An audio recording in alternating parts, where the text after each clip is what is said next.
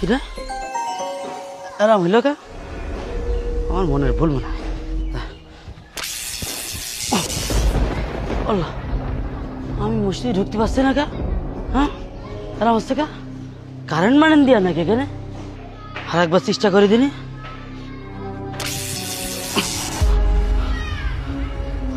আমার সাথে আবার আরাম আছে, বুঝতে পারছি না। হ্যাঁ, এই লোক চলে যাচ্ছে, এই লোকের তো কিছু আসছে না। ও ভাই, ও ভাই শোনেন। জি ভাই বলেন। একটু দেখেছেন? শোনেন ভাই, ভাই আমি না মসজিদে উঠতে পারছি না। আরে ভাই কি বলেন, মসজিদে উঠতে পারছেন না মানে? আমি এই যে উঠতে পারছি। আসেন ভাই আসেন। দেখলেন ভাই? কি হচ্ছে সব? ভাই আমি আপনার এটাই বোঝাতে চাচ্ছিলাম, আমি আর উঠতে গেলেই কারেন্ট শর্ট লাগছে।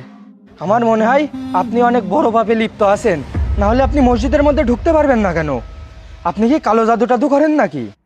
না না ভাই, আমি তো কোনো বড় পাপ করিনি, আর কোনো কালো জাদুটা তো কিছু করিনি। আরো আরো বরঞ্চ আমি তো মানুষের উপকার করি। ওই যে ইমাম সাহেব আসছে। ইমাম সাহেব? জি বলুন। আমি মসজিদের ভিতরে যেতে পারছি না, মসজিদের ভিতরে যেতে গেলেই কিরম যেন কারেন্ট শর্ট লাগছে। কারেন্ট শর্ট লেগে আমি পড়ে যাচ্ছি, এদিকে এবার নামাজের সময় হয়ে যাচ্ছে।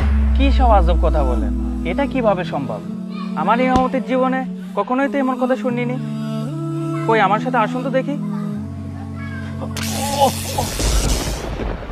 আরে সত্যি তো, এটা আপনার সাথে কি হচ্ছে? আচ্ছা, আপনি যখন ঝটকা খাচ্ছেন তখন আপনি কিছু দেখতে বা শুনতে পাচ্ছেন? না তো ইমাম সাহেব। আরেকবার ভালো করে চেষ্টা করে দেখেন তো। আচ্ছা দেখছি। তুই পাপী, তুই সুদখোর, বেরিয়ে যা তোর এই পবিত্র জায়গা থেকে।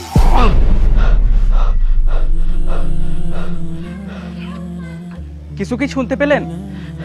এইবার আমি বুঝতে পেরেছি ইমাম সাহেব আমার সাথে কেন এমন হচ্ছে। কেন? তাহলে শোনেন, আমার লাভের কথাটা মনে রাখিস। ভাই ভাই রাখতো, তোর সাথে পরে কথা করছি। কি আছে রিমান? আমার মা খুব অসুস্থ, আমার মার অপারেশনের জন্য 1 লাখ টাকা লাগবে ভাই। আপনি যে করে হোক আমার 1 লক্ষ টাকা দেন, আমি 2 মাসের মধ্যে আপনার টাকা শোধ করে দেবো। বিপদে পড়লেই তো মানুষ আমার কাছে আসে, আর আল্লাহ তোকে বিপদ দিয়েছ বলেই তো আমি একটু ব্যবসা বাণিজ্য করে খাতে পারি। কয় টাকা লাগবে? 1 লাখ? জি ভাই। এই নে 1 লাখ টাকা।